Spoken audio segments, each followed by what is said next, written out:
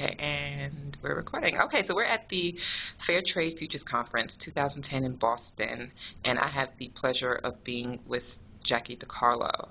And I'm going to ask you to introduce yourself, even though I've had the pleasure of seeing you for the past couple of days. So why are you here, and who are you?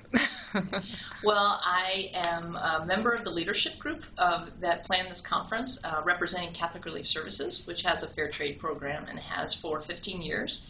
And I also was part of the first Futures Conference, and so I'm delighted that we're having kind of a reunion tour. That's fantastic. And so what is it like putting on a conference of this magnitude? There are 800 people? Yeah, well, first of all credit goes to Fair Trade Federation for the coordination and logistics, but the leadership group is a pretty diverse set of organizations that are committed to fair trade, and they've each been playing a different role, marketing, creating the agenda. We've been working on this for 18 months, and the key thing for us was to get the right people at the conference. So we've got producers, consumers, businesses, students, and that was the most exciting part. Will they come? And they have, and it's been great. It's incredible. And so what were your goals this time around as opposed to the last conference, which was 5 years ago? Yeah, the last conference we were really trying to get at this question of what is fair trade and who gets to define it. And now we're looking at some important challenges in the movement as it matures, and there are these broad-based levels of participation and different kinds of players. So it was getting at some of the topics of our debate, like does fair trade really deliver on its promises to producers, and I would say also to consumers? How does the certification system relate to what fair trade is all about, and particularly for artisans, most of which are women and who aren't really being certified? So those kind of inside baseball questions, but also the core, like who decides what fair trade is and who benefits from fair trade. That's what this conference is trying to get its arms around.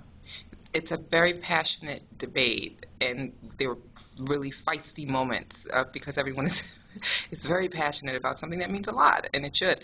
What was the moment that stood out the most for you as being like a heated moment, but one that was a breakthrough moment, do you think, or that needed to happen? Well, for sure, I think when we had producers talking about their concerns about the rapid growth of the market, and that they didn't have a voice in how decisions were made about how to grow that market. Okay. But then at the same time, we heard from a leader of the fair trade certification system saying, okay, I want to address this, but we have to find the right mechanisms to get a democratic process started.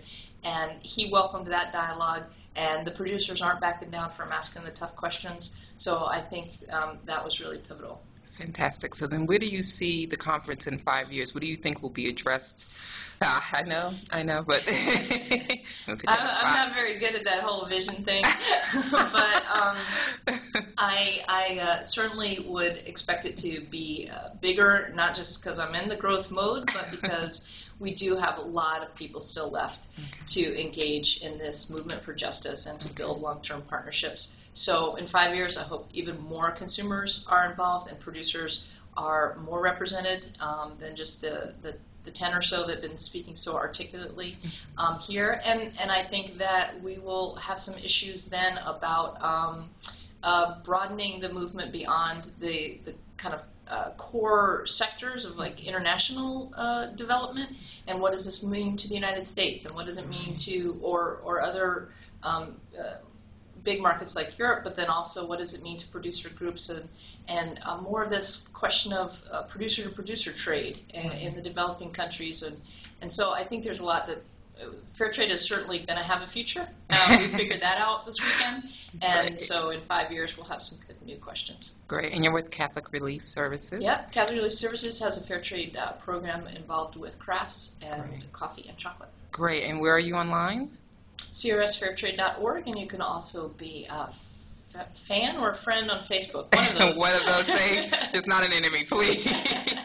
And Twitter. You're on Twitter as well. CRS itself does tweet, and there's a great team of folks who do that, and they would know the hashtag, but I don't. They they've been great. They've been tweeting the conference like crazy. We love them. Good. We All love right. them. And I know you came up to me, and I'm going to put you on blast now. I'm going to go Katie Couric on you. You came up to me, and you said, Charlie, I feel lost on Twitter. Do you think that you make it on Twitter sometime in the near future and tweet fair trade? I promise to try. Okay, we're going to keep tabs on you. Okay. Thank you so much, Jacqui. It's been a pleasure. This conference has been so rewarding for everyone. And we'll see you in 5 years. Okay. Okay. Thanks, but I'll see you online in the meantime. Yes, I'll upload the video and email it to you. Okay. Okay. Have a good one.